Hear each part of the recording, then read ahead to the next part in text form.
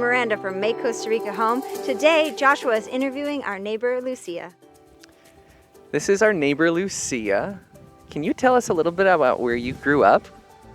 I grew up in Santa Elena de San Isidro de Heredia, which is about an hour and a half from here. It's right next to the Braulio Carrillo National Forest.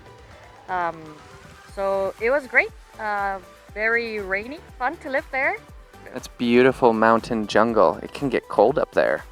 Yes, it can, but we all had heaters in our bedrooms, so it was nice. Is that a fun place to grow up, in a mountain house? Well, we were a big family. I have 2 sisters and 2 stepbrothers, and we were all between ages from 11 to 15, so we were kind of close, all teenagers. So yeah, it was fun. It has its perks. And you're a single mom. Yep. What's that been like raising a son? And maybe you can tell us a little bit about the community that you've raised him in. When my son was born, I moved to Ciudad Colón 10 years before I moved here. It was great, actually. The community turned into my family, and so they became my community, my support group, basically.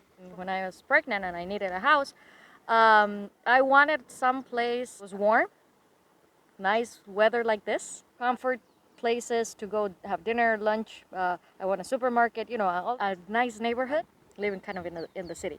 So that's why I decided to go to Ciudad Colón, which gather all those things.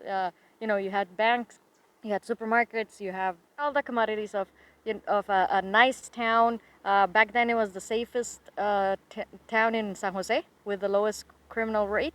So, for me as a single mom, that kind of was important. Supermarkets and banks close by, but I also like the suburbs because it gives you quiet, tranquility, privacy. So basically, you're a superhero. Thank you so much for this interview. It's been a pleasure sitting with you. Thanks for watching. Please like and subscribe.